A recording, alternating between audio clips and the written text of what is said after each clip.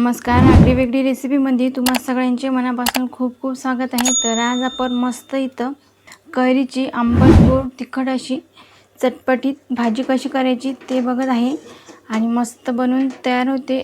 अगदी अशी छान रसरशीत बनते, बघताच क्षणी तोंडाला पाणी सुटेल अशी ही भाजी बनवून तयार होते। या भाजीची चव खूप अशी छान लागते। तर ही भाजी करायची खूप सोपी पद्धत आहे। तुम्हाला पहिल्याच प्रयत्नात कैरीची भाजी बनवता येईल, परंतु त्यासाठी तुम्हाला काय करायचं, व्हिडिओ शेवटपर्यंत बघायचा आहे। अजिबात कुठे स्किप करून बघू नका। रेसिपी खरंच खूप सोपी आहे। चला तर मग पटकन रेसिपीकडे वळूया। पण तुम्ही जर का चॅनलवर नवीन असाल, अजून चॅनलला सबस्क्राईब केलं नसेल तर पटकन सबस्क्राईब करा आणि त्याचबरोबर बेल आयकॉन हिट करून ऑल सिलेक्ट करा।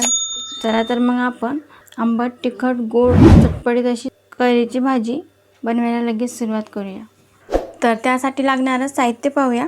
1 चमचा मोहरी आहे, अर्धा चमचा जिरे, 1 चमचा गरम मसाला, 1 चमचा धनेपूड, अर्धा चमचा हळद, 1 चमचा लाल तिखट, चवीनुसार मीठ लागेल। इथं मी 1 तोतापुरी कैरी घेतली।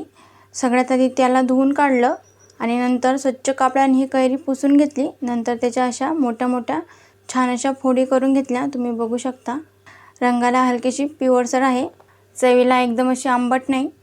तर तुम्ही गावरान कैरी सुद्धा घेतली तरी चालेल, पण याची चव अशी आंबट गोड लागते, म्हणून मी इथं अशी हलकीशी पिवळसर कैरी घेतली आहे। आणि अर्धी वाटी आपल्याला बारीक चिरलेला गूळ लागेल। आता इथे गॅसवर कढईमध्ये मी 2 चमचे तेल गरम करायला ठेवलं होतं।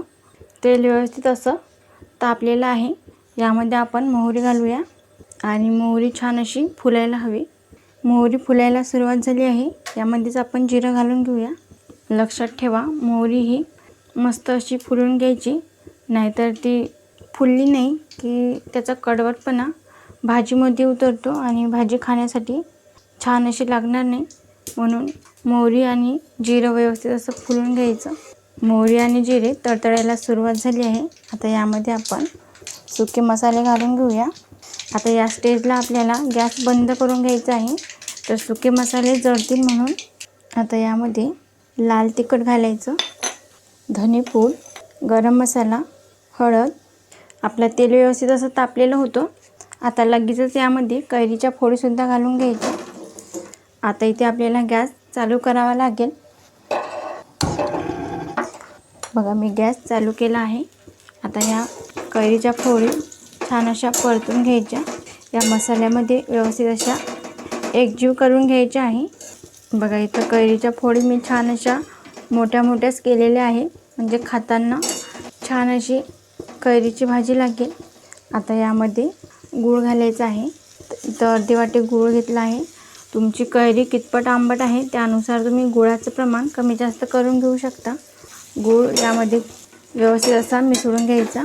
आता यामध्येच आपल्याला चवीप्रमाणे मीठ घालून घ्यायचं आहे आणि इथं मी अर्धा ग्लास एवढं पाणी घालून घेते, कारण कैरीच्या फोडी या शिजायला हव्या, म्हणून मी अर्धा ग्लास इतकं पाणी घालून घेत आहे। आता यावर झाकण ठेवूया आणि 5 मिनिटं ही कैरी आपल्याला शिजवून घ्यायची आहे। पाण्याचं प्रमाण तुम्ही कमी जास्त करून घेऊ शकता। आता इथे जवळपास 5 मिनिटं झाली आहे। आता आपण झाकण उघडून बघूया। तुम्ही बघू शकता, मस्त इथं आपली ही कैरीची भाजी बनवून तयार आहे। कैरी शिजायला बराच असा वेळ लागत नाही, पटकन शिजून जाते। तर बघा, इथं मस्त ही कैरीच्या फोडी शिजलेल्या आहे, तुम्ही बघू शकता, आणि एकदम तर्रीबाज मस्त ही भाजी बनवून तयार होते। आता लगेच गॅस बंद करून घ्यायचा। आता इथं मस्त आपली आंबट गोड तिखट अशी चटपटीत कैरीची भाजी बनवून तयार आहे। कैरीचा सीझन संपेच्या आत कैरीची भाजी तर झालीच पाहिजे। तुम्ही सुद्धा एकदा नक्की करून बघा, तुम्हाला ही कैरीची भाजी खूप आवडेल आणि खाण्यासाठी खूप अशी चटपटीत लागते। तुम्ही पोळी, भात, भाकरी यासोबत खाऊ शकता, खूप छान लागते। एकदा बनवून बघा। रेसिपी कशी झाली ते कमेंटमध्ये सांगायला विसरू नका।